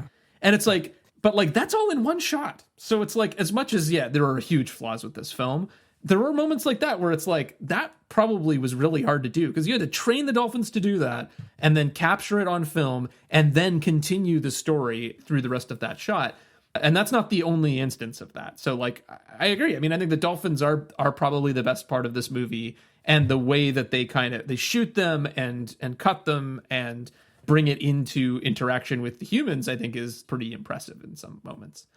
But I did want to say, again, we talked about kind of how ridiculous the plot of this is, but to your point about like how insane dolphins are, I kind of fell down a rabbit hole of all of the different ways that we've interacted with dolphins. So I just want to like give a little context for this movie. So, the first trained dolphin by humans only was sort of announced to the world in 1951. Oh, wow. So it was fairly recent in relation to this movie. And in 1958, the scientist named John C. Lilly left his job at NIM, which is, the movie, the story of NIM? Yeah, what is it called? Yeah. Secret Life of NIM or something like that. The Secret of NIM? Maybe that's what it is. Yeah, anyway, something like that. But I know what you're talking about. Yeah, so that NIM is like the National Institute for Mental Health, something like that. And the movie is actually about that, weirdly. But he used to work there, and he left that job to study dolphins full time. And this guy's research ends up being the inspiration for the book, Un animal doué de raison. Right. And so basically, he was studying human-dolphin communication. He wanted to figure out if humans and dolphins could communicate with one another, and, tried all these like really outlandish experiments, like literally flooding a laboratory and having a human live with dolphins, like that kind of stuff. Jeez. And never cracked the code in terms of like, getting humans and dolphins to be able to communicate with one another. But like a lot of our understanding of like how dolphin brains work, how dolphin communication works, comes from this guy's research. Other fun facts about this guy, he also invented the sensory deprivation tank, which immediately made me think of the Simpsons episode, Make Room for Lisa, where Homer and Lisa both get into the sensory deprivation tank. And it blocks out all the external distractions that bombard our souls. Can you pee in it? I'll take 2 hours. Me too. Another kind of like later in our love that episode. Love that's that episode. Fantastic. And she imagines herself as Homer and is able to empathize with him. This tank is releasing the full potential of my brain. Ting, tang, walla, walla, bing, bang. Walla, bing, bang, ting, ting. He also, of course, experimented with LSD because, any scientist of this type at that time would have done that. And eventually he kind of like went off the deep end and came to believe in something called the Earth Coincidence Control Office. Which is kind of a weird conspiracy thing and is the namesake of the video game Echo the Dolphin. ECCO. Oh, okay. Okay. Yes. So also kind of inspired by John C. Lilly and all of that. So that's 1958 when he starts his research. 1960, the United States Navy Marine Mammal Program is founded. And that is a Navy program to train dolphins to do military tasks. That still exists. This is a legitimate thing that, It actually exists. Wow. They detect mines. They detect and pin enemy divers, that kind of stuff. Okay. So like this kind of training actually exists. And again, this is 1960, so this is all before this movie comes out, all before the book comes out. 1963, Sea Life Park opens, which is the first marine mammal park, which again, very controversial in terms of all of that. Flipper, the movie Flipper, comes out in 1963 and was literally basically like, what if Lassie but dolphins? And does super, super well. So like, that's kind of the beginning of dolphins on film because again, you couldn't really do it until they were trainable. That's when you start getting more and more movies about dolphins, about orcas, about all that stuff. Eventually you get Jaws 2 years after this movie comes out in 1975. But the crazy thing that I did want to bring up is that like all of this stuff with the dolphins in the military still going on today. They were used in the Vietnam War, often to defend bases on the water that could be attacked by enemy divers and mines and things like that. And believe it or not, they're currently being used in the war in Ukraine. Like, the Ukraine had trained a bunch of dolphins for these purposes. And when Russia captured Crimea in 2014, they took the Ukrainian dolphins and are now using them as late as last year. How crazy is that? That is wild. Oh, and then the other crazy thing, of course, is that like we've continued research on communicating with dolphins and are getting closer than ever. They're not going to speak English, but we're probably going to learn to speak dolphin. Like, we already can whistle to them and that sort of thing to actually like train them. And we're starting to understand their language at like a pretty basic level. So crazy. Fascinating. That's fascinating. So I just had to take that aside to just be like, again, this movie sounds completely bonkers, but actually, like, it was weirdly kind of prescient. But yeah, I mean, like, were you able to follow the plot? I mean, other than the broad strokes of it? Well, I mean, I did actually fall asleep watching this last night because I was so tremendously bored by this movie. And, like, nothing's happening. Yeah. And it's one of those movies where it's like, the first hour kind of has nothing really to do with the last half hour. Because, again, it's like, two movies. They're setting up this whole premise of, like, the dolphins can speak English. Mm-hmm. And then there's the last half hour is the terrorists doing their plot that does not involve the dolphins speaking English. The way I split it up ended up working out nicely because in the end it didn't really matter. It was kind of like I watched the two completely different things. Right. And again, like, the plot is relatively simple because it's utter nonsense. Like, it's bad. It's dumb. It doesn't make any sense. It doesn't connect to anything. And, like, at the end of the day, the dolphins thwart the terrorist plan. So it's like, we didn't need George C. Scott. Like, he doesn't save the day. Well, like, so not like, yes. I guess the premise is that, like, he trained the dolphins to be good and humane and recognize that what they were being asked to do was commit murder. So then they commit murder against a different group of people. But I think that's the thing is that, again, like, this movie doesn't know what it wants to be, so it sends mixed messages. And, like, I think the heart of the story is not so much about the thriller parts of it, because, again, they barely explain it. It's just like, basically what you find out is that the foundation that's been funding George C. Scott's experiment wants to kill the president of the United States for some reason. Completely unexplained. Right. You don't understand why. And so they just take the dolphin at one point. And again, you probably didn't catch this. One of the grad students actually turns on him and is one of the people training the dolphins on the boat of the bad guys. Okay, I guess. But again, they're all unnamed, so you can't keep track of any of this. It's like you don't even know who that person is. So, like, of course you don't notice this. Anyway, they all look like shirtless 70s mustache like young men. hot people for the most part. Yeah, exactly. And I guess the idea is that, like, yes, he's teaching them English, but he's also training them to do other things. So that's why they're well suited for this. And then the dolphins blow them up. But the thing that happens at the end of the movie is basically like Paul Sorvino's like, look, they're coming for you anyway. You're dead, basically. It's a tragedy. George C. Scott trains these dolphins. He's an optimist. He wants to forge interspecies connection. But what happens is he doesn't really want to understand politics and money. He's a scientist. He says as much in that opening sequence when like the women are sort of questioning his motivations or whatever, and he's like, "Oh, I don't care about politics. Like, I that's leave that up to the I don't know government. any military Like, people. I don't know about that. Yeah, I'm just a scientist. Yeah, and so that ends up being his downfall. That like he refuses to engage with it, and yet he's funded by these shady people, and so they just come and take what they want and do what they want to do with it.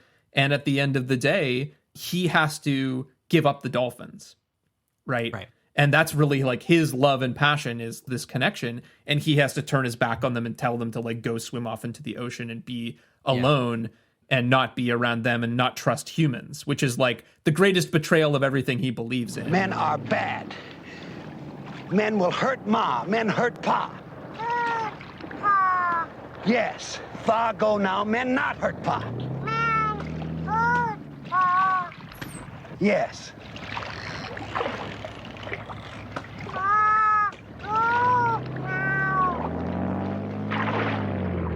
And at the end of the movie, it's like him and his girlfriend or wife sitting on the beach, probably waiting to be murdered presumably by the Foundation people who are like, you could see the plane coming and all of that.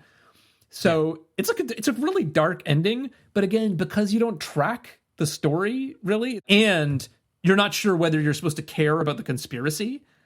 Yeah, the emotional part of it just gets kind of lost. But like, I think that's what they're trying to do, is make it about, you know, this guy's love for dolphins and his passion and the way he screws it up and the tragedy of that. Yeah. I don't know. Does that sound right? Yeah, it makes sense. It's just, it doesn't succeed at it. It's ultimately. No, it doesn't.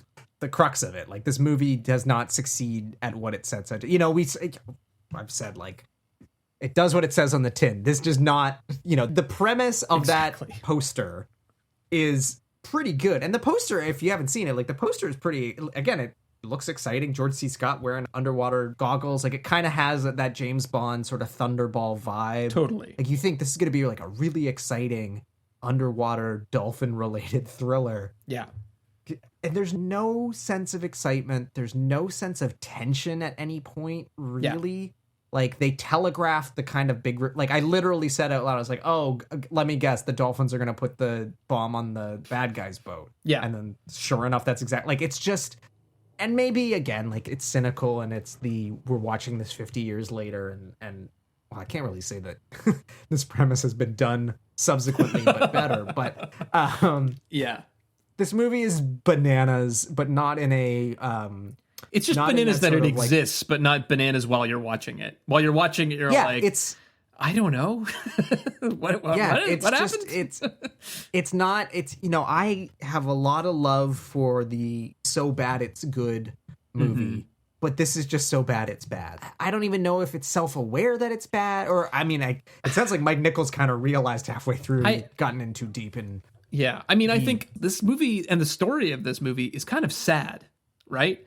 Mm-hmm. It's just like, it's about people that are like locked into contracts and having midlife crises, and we're alcoholics and like, you know, or barely survived a storm at sea. Like, it's just not fun. And I think that comes across. Yeah, this is, like I said, it was an hour and 46 minutes, and it felt like 4.5 hours long. This is the slowest moving hour and 46 minutes I think I've ever experienced in recent memory. It was painful to get through. Yeah. And I genuinely do think that this is the worst movie we have covered. There have been movies that I haven't really enjoyed in this series, but that, like, I can come away from them with, like, at least I've checked it off the, you know, like Planet of the Apes. At least now I can say I've seen it. And I think there's some, like, decent filmmaking going on. And, like, the makeup effects are really good. Or, like, Nutty Professor. It's like, okay, well, now I know the Jerry Lewis thing. Like, but, like, I'm not coming away from this being like, well, great, now I've finally seen Day of the Dolphin. Right. Like, yeah.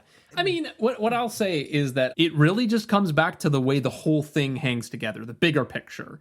That part just does not work, and so it doesn't work as a movie. But, like, there are elements of it for me that do work. There are a couple scenes, for example, where you just get, like, George C. Scott, like, I think it's when he's first trying to teach the dolphin how to speak English. And it's like nighttime, and he's like looking into the pool, and you get the reflections up on his face and stuff like that. A lot of the weather effects in this, like, really just adds so much atmosphere. There's a few scenes in the rain. Throughout the movie, there's this kind of cycle of day and night that keeps happening, where the daytime's kind of like, you know, they're on this beautiful tropical island, and you get to kind of experience that. And there's the blue water and the dolphins and all of that, the greenery. And then at night, it gets very spooky and atmospheric. And you get these, like, almost like horror moments, like the scene where, the light turns on and there's someone dead in the tank, right? Floating behind one of the characters. Like that. There's stuff like that in this movie that I think are great. There are a lot of really, really long takes where the camera's doing pretty elaborate moves, and the blocking of the characters is really complex. But, like, all of that is what you'd expect from a Mike Nichols movie of this era. And so there's moments of that, but overall, totally agree that it's just not fun to watch. And I do think that sort of tone, that vibe of the shoot and everyone's situation in this movie comes through. It just doesn't feel great. Well, I'm going to ask, but I can't imagine that there are, because this is a tremendously humorless film. But were there any moments for you that felt like Simpsons jokes, or? I mean, like you said earlier, the opportunity to watch an actor of the stature of George C. Scott try to speak seriously to dolphins as though they're humans is pretty Simpsons-y. Again, I think we already made this joke, but it's like the film festival episode where, like man gets hit in groin with football and it's George C. Scott, right? My groin! Oh, my groin! Ah, my groin! Yeah, I mean, like, it's like that. Like, it's just crazy that this, again, and this is just a couple years after Patton. The comedic juxtaposition of screen legend George C. Scott, who very much is like a heavy. He does not strike me as a kind of jovial, joking type of man. He seems very serious, and that he will fly off the handle at a moment's notice. Totally. I mean, like Buck Henry tells a story about being on the set of this movie where I want to say that George C. Scott had his dog on set, and the dog was kind of acting up, and he yelled all of a sudden, "Sit!" and literally everyone on set sat down. Right? It's like, that's George C. Scott. He has a huge presence, a little bit volatile, and not someone who like talks to cuddly animals. And that's why he's so fucking good in The Exorcist 3. Yeah, he's perfect in that. He's perfect in that movie. Was there anything else though? Yeah, I feel like the other thing was just like, these like cigar chomping business people, right? These like old white dudes that are like, they just, the way they act in some of the scenes is so funny because they're so wealthy and out of touch that it starts to get into that sort of Mr. Burns territory, or like, the wealthy Texan, or like any of those sort of like rich people stereotypes. So like that was the other thing. But yeah, other than that, nothing else really comes to mind. For me, it was that early scene where Paul Sorvino shows up to speak to the owner of the foundation or whatever. And he's like, his costume is very 70s, but he speaks kind of like, I can't remember the exact episode that it is, but there's the episode where the Simpsons, I think like the premise is they have to stay in their, in like a great aunt's house and they'll win $1 million. It's like the classic House on Haunted Hill premise, but there's like the lawyer and he has this like way of speak. I can't even do an impression of it, but like, he's like a menacing lawyer, but he speaks with this kind of funny, affected, quasi-British accent. It's sort of like that, what is it called? Like the North Atlantic. Mid-Atlantic. Like Frasier voice. Mid-Atlantic, yeah. Basically like Frasier. The only stipulation is that you spend one night in a haunted house. Isn't that somewhat unusual? No, it's a standard clause. And the foundation owner kind of sounded like him, and I was like, oh, he kind of reminds me of that character. But yeah, otherwise, if this had been more of a comedy, they could have played the final when the dolphins ultimately put the bomb on the bad guy's boat and then the boat explodes. Like, you could have cut that sequence in a way that would have played out more like a joke. Whereas in this, it's not really done that way. But like that feels like a classic sort of like, like, we do get the, when that shot I was describing, you go up the side of the boat and then you see the guys, they're kind of like, what was going on? And then eventually one of them does realize what's going on and he goes, oh shit. And then they explode, which is now like that exact sequence is like something that you still see in action movies, I think, today. Oh, you see it all the time. But again, it's played more as a gag, whereas here... No, it's not. No, but you know what I mean. Like it is one of the few sort of moments of quasi humor. It was an opportunity to have a Simpsons moment, a missed opportunity, perhaps. So okay, I did sort of allude to this earlier. I cannot fathom that this movie did well because it's a absolute steaming heap of shit. But am I correct that it did not do well? Or are you about to blow my mind and tell me that, like, Best Little Whorehouse in Texas, it was like the highest grossing film of 1973? No. It did miserably. It did very, very poorly. It was funny, like, when I was listening to the commentary again with these film historians, one of the guys saw it when he was young and really loved it. They, like, found the one guy. And and he was like, I don't really understand why people say this was bad or like it's not a success. I mean, like, I think it's misunderstood. And I was like, after looking up the box office, I'm like, no, it's pretty clear cut why people thought it wasn't successful.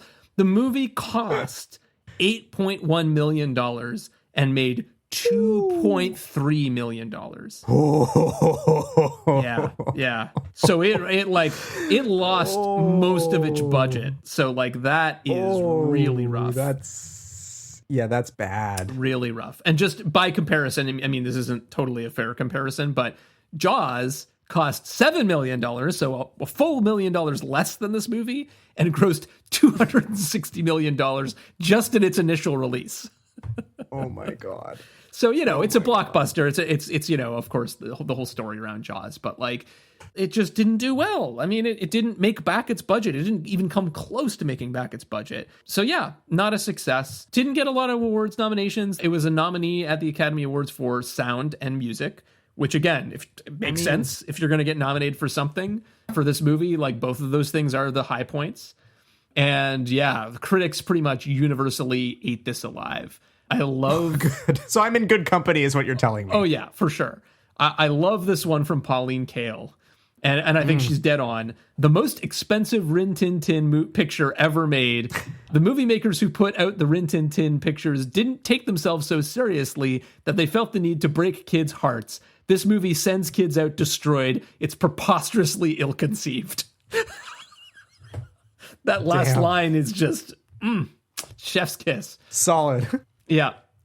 I mean, to be fair, though, Pauline Kael also didn't like Mike Nichols very much. She was even kind of like lukewarm on The Graduate. Right. She liked parts of it, but also felt that it was like pandering to the youth culture. So, she's a pretty conservative critic. Yeah, and queen of the hot takes. Like some of the hottest takes you'll hear are Pauline Kael's. So on a similar note, we got Vincent Canby from The Times, who says, working sometimes desperately in several genres that are not their own, Mr. Nichols, one of America's most elegant directors of high comedy and low, and Buck Henry, his screenwriter, whose gift is for tumultuous satire, have made a flipper film for adults, A Day of the Jackal for kids, and a Lassie film for scuba divers of all kinds.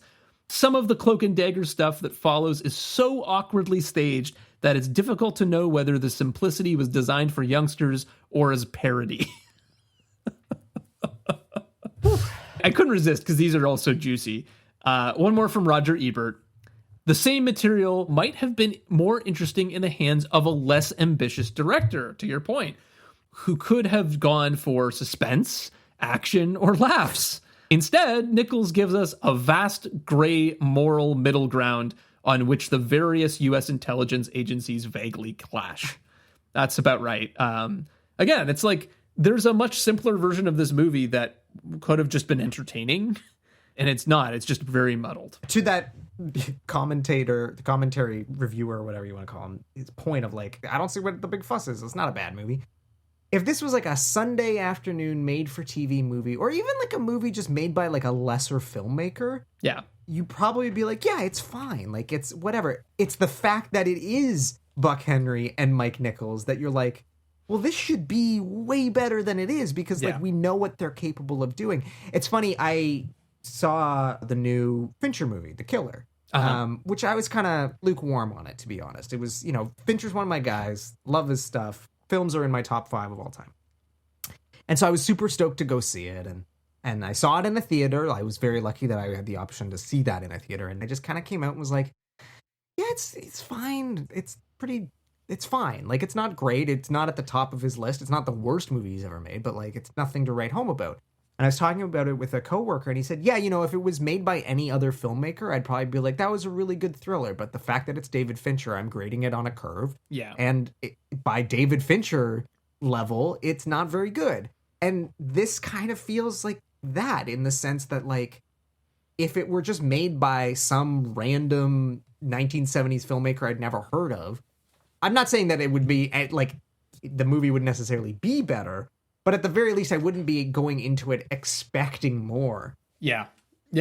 It's definitely a victim of expectations, both in terms of the Mike Nichols of it all, and also just like what is this? Who is this for? Like, almost no matter what angle you come into this movie with, you're going to be disappointed because it's not really much of a thriller. It's not really for young people. it could have a lot more fun in it if you were making it for like children. So I think that really is what kills it at the end of the day. So I mean, I guess on that, would you recommend this, Adam? No.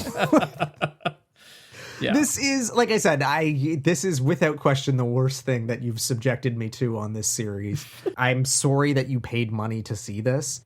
I'm sorry to any of our listeners who may have paid money to watch this movie. I demand a refund if you can. I don't know if Amazon accepts this movie was shit as a reason to return your Blu-ray, but no, it's terrible. Like, there's some decent moments in it, but not enough to justify having to sit through what realistically, like, you know, me, I like movies to be tight and short, and like an hour and 46 minutes, any other movie, I'd be like, bravo, like you kept it under 2 hours, but Jesus Christ, this movie felt long. Yeah. So it's a slog even at an hour and 46 minutes. So no, don't watch. Oh my God. Yeah. What about you? I mean, you usually, if I hate it, you can usually find enough to justify it, but I mean, I can't. You're not gonna. I don't know if I would recommend that anyone just go and watch this movie. Like you said, I mean, I tend to be charitable, I think, in my recommendations. I personally think that Paint Your Wagon is so bad it's good, and like I would recommend seeing that just because it is bananas and feels bananas while you're watching it. If the option were to watch this again or Paint Your Wagon, I think I would pick Paint Your Wagon. Yeah, for sure. And I really didn't like that movie either. I know, but it has musical numbers, insane sets, wild performances. A throuple. Yeah, it has a weird plot. I mean, it's great. It has a lot of weirdness to it that is fun. It feels Simpson-y, at least. So all that to say, like, I don't think I would recommend this for the vast majority of people. I think the only people that I would say maybe would be interesting is like people who are really serious about Mike Nichols, and particularly like, you know, again, there are only a few movies at the beginning of his career that have that kind of feel to them, the Graduate sort of tone and style and everything. And this does have that. So like if you're a student of his sort of like way of making films, this does have that. It's just that like it lacks content. like the characters are poorly developed, the plot's poorly developed, the genre or the sort of like the premise is poorly developed. And so like that makes it very hard to tolerate. But there's craft without content here, I guess. You know, like you're saying, there's cinematography, there's editing, there are sequences that are very interesting. The score, I think, is excellent. And like the special effects are interesting, but it just doesn't hang together. And it's literally hard to watch. Again, both of us, our attention just like slipped off of this movie while we were watching it. So it's the kind of movie that it would, not that it would ever be included, but had it been included in one of those AFI specials where they just sort of show like the 3 best sequences or like iconic scenes, that'd be perfect. You could watch that and be like, cool, I'm done. Like now I've seen it. I've seen everything I need to see. I do not need to see this movie. Yeah, the sizzle reel of this movie actually would be quite impressive. Weirdly. Yeah, exactly. Yeah. So, okay, we're not going to do a double feature of this movie with anything because we're probably never going to watch it again. But if you were going to watch a different movie that's got some similar vibes or themes or something like that, what would you recommend for extra credit, Adam? I don't know. Like, you could watch Flipper. Have you seen the original Dolphin movie?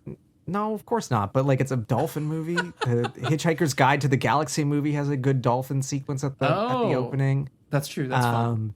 There's that movie Andre. Do you remember Andre? No. There's about a seal, but it's got the girl from Napoleon Dynamite when she was like a child actress, and she like has a pet seal. Okay. Yeah, literally any movie other than this would be. I honestly I can't like. It's maybe so Day of the Jackal just because the name is similar. Like, well, and it's also got a presidential assassination. If you want the thriller version of this without the dolphins. Yeah. Then although I've seen Day of the Jackal and I remember it feeling pretty slow and sluggish. It doesn't do it for me. But there is I don't know, have you ever seen the remake? I think it's just called The Jackal and it's with Richard Gere and Bruce Willis. Haven't seen that. Remember we talked about how when we got our first DVD player, it came with like a bunch of random DVDs. Right. That was one of them. Okay. And my dad was like, oh yeah, Day of the Jackal's a great movie. And I'm like, well, but this is not that. And he's like, nah, it's a remake, but I'm sure it's good. This is back in the 90s when they were like remaking everything from the 60s. Yeah. I don't know. To that point, you could watch the Italian Job remake. That movie's good. What else? We mentioned Sleepy Hollow. That's good. Exorcist 3. That's now you're just good. naming good movies you like. Yeah, 12 Angry Men. George C. Scott's in the remake of that, but it's got Lee J. Cobb in the original. Yeah, I'm just trying to think of better ways to spend an hour and 46 minutes. All right, I have a real one that like I think a legitimate. Maybe, I had trouble with this too, to be honest. Like it is so specific, and there are very, very few movies that kind of bring together this combination of elements of like it's a thriller, but it's about animals and all that kind of thing. I would recommend Babe as a comp. Oh, and part of it is that like Babe is actually like one of my all-time favorite movies. I love that movie. I think it's so unique in its sort of tone and everything. But it's another movie that is about the relationship between humans and animals and this sort of unique connection between a pig in that case and this farmer who is also actually kind of like a very masculine man. He's not soft and fuzzy, warm and fuzzy. He's, can barely express his feelings, right? And yet it does such a better job of really selling that premise. And also deals with some pretty dark stuff. Like there's a lot of death in that movie. There's a lot of danger in that movie of like what's going to happen to these all your animal friends. So like I think it weirdly fits into the same sort of tone. Like compared to other animal movies. Again, I love animal movies. One of my favorite movies growing up was Homeward Bound. I would never make the comparison between this and Homeward Bound. Because Homeward Bound has all of the edges sanded off. Still would probably make me cry because of the ending. But like, it's not about bigger things. It's not about scary things in that way. It's just an adventure movie with animals that talk. But like Babe, it's weird and it's scary as well as being touching and theoretically for kids. And do you prefer the first one to the sequel? Because the sequel is also very highly regarded, right? Yes, yeah. So I don't remember the sequel very well. I had a long hiatus from Letterboxd, and I actually was going back through like, what did I watch back in like 2013 when I was on here the first time? And I actually watched the sequel while I was on Letterboxd, and I have absolutely no memory of it. But I should go back and watch it because it, like you said, it is well regarded. Kind of a weirder tone than the first one. So, and that's the one that is officially directed by George Miller as opposed to like ghost directed by George Miller. So yes, or co-directed, or depending on how you look at it. Right? Yeah, exactly. Yeah. The first one's a bit of a mystery, exactly like what components are George Miller and which ones are the other director. But George C. Scott, my groin. Well, that brings us to the end of this episode of the Springfield Googleplex, the movie podcast for Simpsons fans. But don't worry, we'll be back next week with our very festive Non-Denominational Holiday Fun Fest. Until then, thank you so much for joining us. If you liked what you heard, please leave us a review and share this episode with Simpson fans and film buffs in your life. And why not check out some of the other great podcasts on the That Shelf Network, like the ContraZoom podcast, or Spoiled Rotten, which I think, if our timing is correct, I was just featured on an episode, or will soon be featured on an episode, and Nate had an episode recently as well, so be sure to check that out. And in the meantime, Nate, we'll see you around the Plex. See you around the... I can't do a dolphin noise. Damn it.